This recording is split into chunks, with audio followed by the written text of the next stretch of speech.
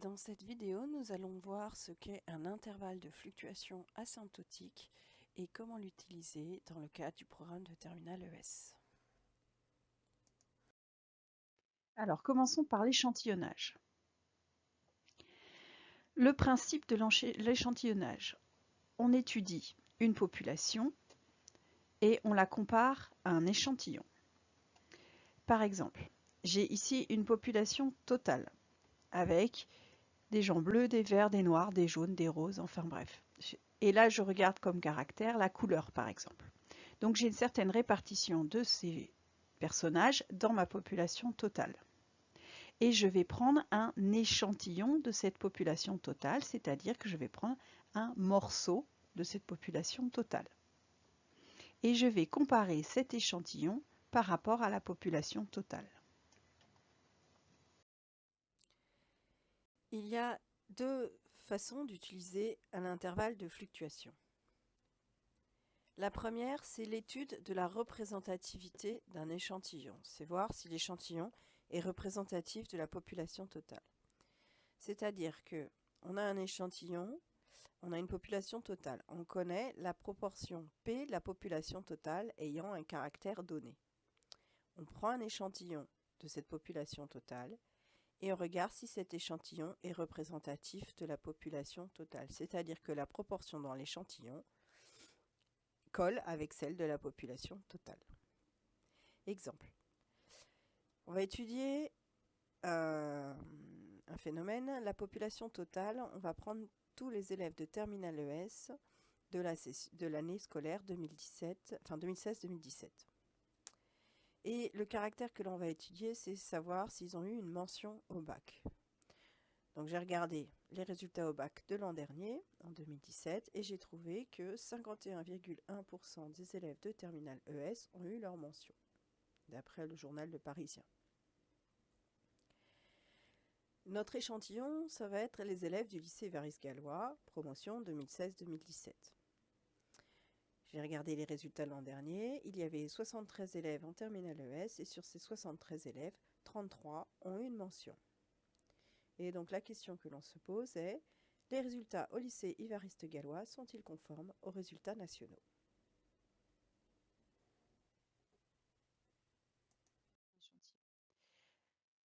Deuxième étude, on peut faire un test d'hypothèse, c'est-à-dire que on formule une hypothèse sur la valeur de cette proportion, on la confronte à notre échantillon et on en déduit, en considérant du coup là que notre échantillon est représentatif, on en déduit que notre hypothèse peut être rejetée, enfin on va rejeter l'hypothèse ou on va ne pas la rejeter, c'est-à-dire qu'on va en déduire si elle nous paraît plausible ou pas. Exemple, je lance une pièce de monnaie 500 fois et j'obtiens 210 fois pile. La moitié de 500, je rappelle, c'est 250. Donc 210, ce n'est pas 250. Mais peut-on quand même considérer qu'elle est équilibrée? Est-ce que cette fréquence que j'obtiens est anormalement basse ou normale? Nous allons voir la notion d'intervalle de fluctuation asymptotique. Donc on a une population, et dans cette population, on considère qu'on a une proportion P d'individus qui ont un caractère donné. P étant une valeur connue ou une valeur obtenue par hypothèse. On prélève un échantillon de n individus dans cette population. Xn, c'est la variable aléatoire qui, à tout échantillon de taille n ainsi constitué, associe la fréquence d'apparition du caractère dans cet échantillon. Autrement dit, nxn, c'est une variable aléatoire. N fois xn, ça sera une variable aléatoire qui va suivre une loi binomiale de paramètres n et p. On va introduire l'intervalle de fluctuation asymptotique au seuil de 95% pour un échantillon de taille n et une proportion p. Cet intervalle de fluctuation asymptotique s'obtient avec la formule suivante. Pour la borne inférieure, p-1,96 racine de p fois moins p sur racine de n. Pour la borne supérieure, p plus 1,96 racine de p fois moins p sur racine de n. Donc à chaque échantillon n et proportion p, on a un intervalle de fluctuation asymptotique donné. Propriété. Lorsque n est suffisamment grand, la probabilité que la variable aléatoire xn appartienne à l'intervalle de fluctuation asymptotique in est proche de 0,95.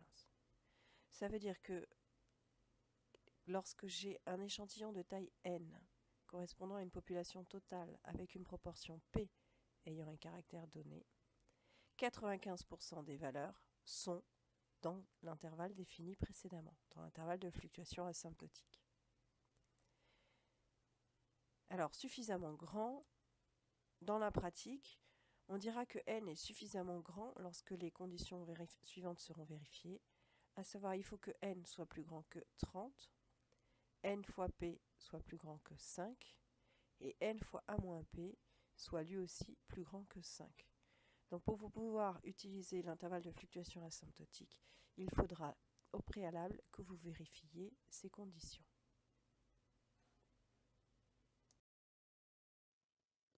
Quelques remarques sur les résultats établis précédemment que je ne vous demande pas de noter, mais qui sera toujours bon d'écouter.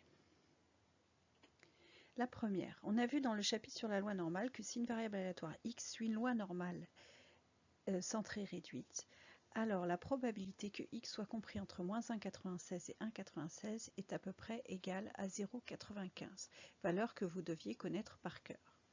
On retrouve ici le 0,95 qui est le 95% dans l'expression de intervalle asymptotique au seuil de 95%, et on retrouve aussi le 1,96 qui est la valeur qu'on utilise dans l'expression de ce fameux intervalle asymptotique. Alors, d'où ils viennent?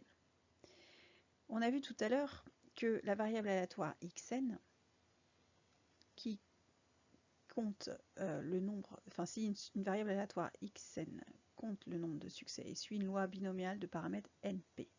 Et si je la centre et si je la réduis, c'est-à-dire si je cherche la variable aléatoire zn, qui s'écrit xn moins espérance, c'est-à-dire np, sur écart type, c'est-à-dire racine carrée de p fois 1 moins p, donc on retrouve le p sur racine de p fois 1 moins p, de la formule précédente.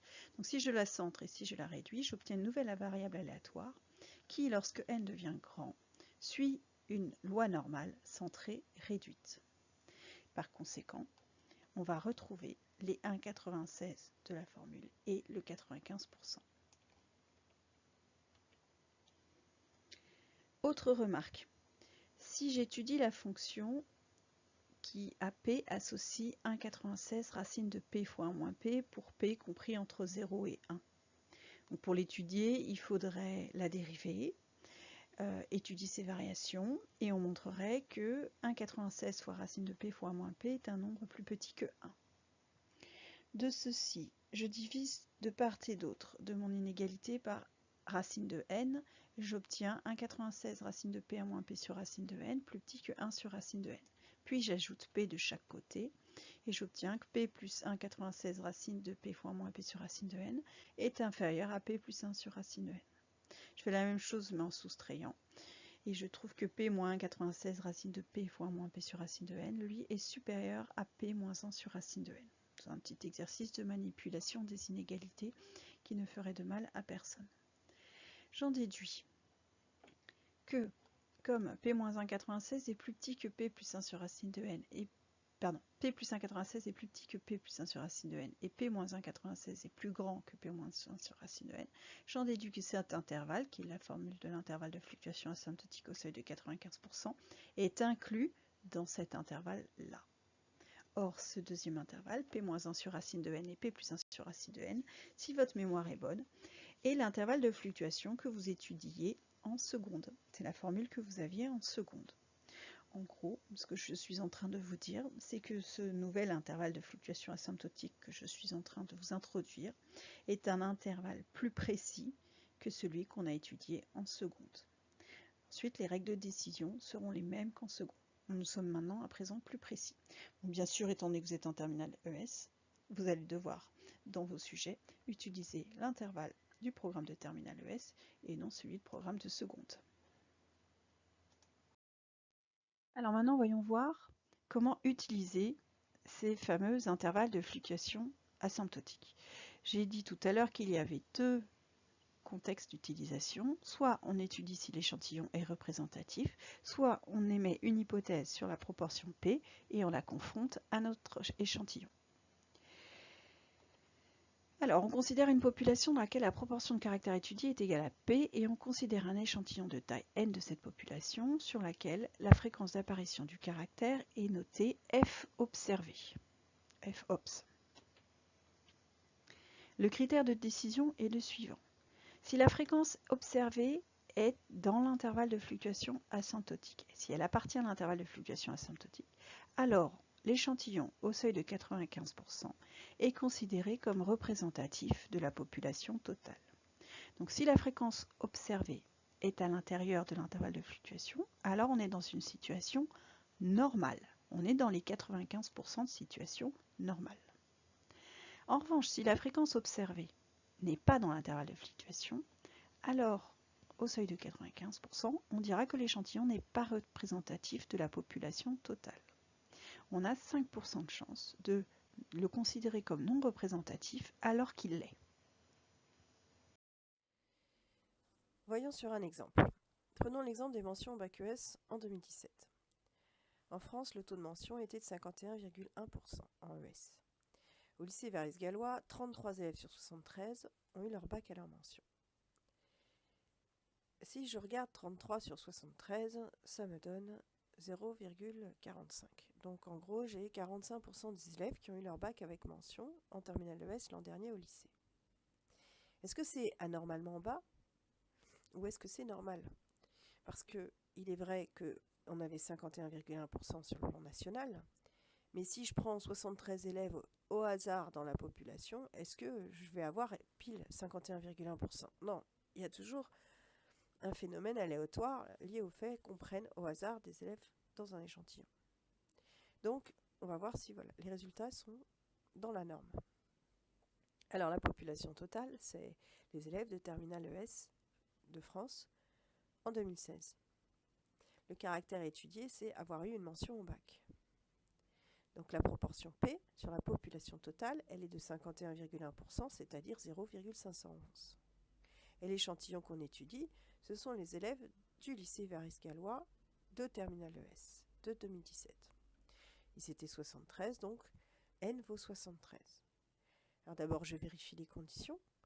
N égale 73, donc il est bien supérieur à 30. N fois P, ça fait 73 fois 0,511, ce qui me donne 37, qui est en tout cas strictement supérieur à 5. N fois 1 moins P, ça me donne 36, qui est lui aussi supérieur à 5. Donc les conditions d'utilisation sont vérifiées. Je vais pouvoir utiliser mon intervalle de fluctuation asymptotique. Donc je le calcule. Pour une proportion P qui vaut 0,511 et une taille N qui vaut 73, la formule c'est I73 égale alors P moins 1,96 racine de P fois 1 moins P sur racine de N. Donc 0,511 moins 1,96 racine de 0,511 fois 1 moins 0,511 sur racine de 73 et 0,511 plus 1,96 racine de 0,511 1 moins 0,511 sur racine de 73. Vous ferez attention avec votre calculatrice à veiller à ouvrir et fermer les parenthèses au bon endroit et à être attentif parce qu'il y a pas mal de choses à taper. Je trouve 0,396 pour la borne inférieure, 0,626 pour la borne supérieure, donc mon intervalle de fluctuation asymptotique pour n égale 73 et 0,396, 0,626. Ensuite, je regarde sur mon échantillon, j'ai dit que j'avais 33 élèves sur 73 qui avaient la mention. Donc si je fais le calcul 33 sur 73, ça me donne 0,452. Je remarque que 0,452 est dans cet intervalle. Donc, on va considérer au seuil de 95% que le lycée Varis-Gallois était représentatif des étudiants français de 2016-2017. Donc on était bien dans la norme.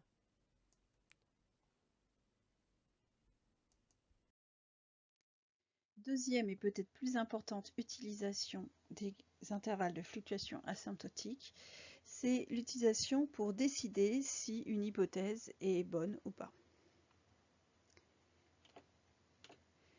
Alors, le critère est le suivant. On considère une population dans laquelle on émet l'hypothèse que la proportion du caractère étudié est égale à P. Et on considère un échantillon de taille n de cette population pour lequel la fréquence d'apparition du caractère est f observée. Si la fréquence d'apparition n'est pas dans l'intervalle de fluctuation asymptotique, alors l'hypothèse est rejetée avec un risque d'erreur de 5%. Alors ce risque d'erreur, cela veut dire que en fait, on a 5% de risque de rejeter l'hypothèse alors qu'en fait on aurait dû l'accepter. C'est là qu'est l'erreur. Si on veut minimiser le risque d'erreur, il existe aussi des intervalles de fluctuation au risque d'erreur de 1%, ça veut dire qu'on rejette très peu. Par exemple, ça peut être pour une usine qui fabrique des objets, elle va peut-être préférer mettre sur le marché des objets défectueux plutôt que les jeter. En revanche, si cette usine fabrique par exemple des centrales nucléaires, espérons qu'elle va au contraire préférer rejeter à tort une pièce défectueuse plutôt que la mettre sur le marché et risquer de nombreuses vies humaines.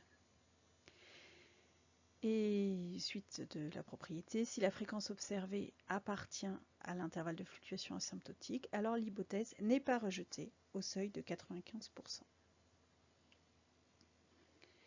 Pour cela, pour illustrer cette propriété, prenons l'exemple de la pièce de monnaie. Notre pièce de monnaie, on s'intéresse au caractère, elle tombe sur pile ou elle tombe sur face. On la lance 500 fois. Et on fait l'hypothèse que la pièce est équilibrée. Autrement dit, on fait l'hypothèse que la proportion de tomber sur pile est égale à 0,5. Comme on la lance 500 fois, on obtient un échantillon de taille n égale 500. Je vérifie d'abord que les conditions d'utilisation sont bonnes. N est égal à 500, donc n est plus grand que 30. N fois P, ça fait 500 fois 0,5, j'obtiens 250. N fois 1 moins P, ça fait 500 fois 0,5 encore, j'obtiens encore 250, et donc là, j'ai clairement que N fois P et N fois moins P sont supérieurs ou égaux à 5. Je peux donc utiliser l'intervalle de fluctuation asymptotique au seuil de 95% pour un échantillon de taille n égale 500 et une proportion P égale 0,5. Donc j'applique ma formule. 0,5 moins 1,96 racine de 0,5 sur racine de 500 et 0,5 plus 1,96 racine de 0,5 fois 1 moins 0,5. Bon, clairement dans la calculatrice, j'aurais pu mettre directement 0,5. Hein. Je peux faire mentalement le calcul 1 moins 0,5 sur racine de 500. Je rentre ces valeurs dans ma calculatrice et j'obtiens que l'intervalle de fluctuation asymptotique pour une proportion P égale 0,5 et un échantillon de taille n égale 500 est d'environ 0,4562, 0,5438. Ensuite, ma pièce, je l'ai lancée 500 fois et sur les 500 fois, j'ai eu 210 piles. Donc ma fréquence observée est égale à 210 divisé par 500. Autrement dit 0,42. Je remarque que 0,42 est inférieur à 0,4562. Donc ma fréquence observée n'est pas dans l'intervalle de fluctuation asymptotique. Par conséquent, au risque d'erreur de 5%, on va rejeter l'hypothèse que la pièce est équilibrée. Voici comment utiliser les intervalles de fluctuation pour des prises de décision sur un échantillon.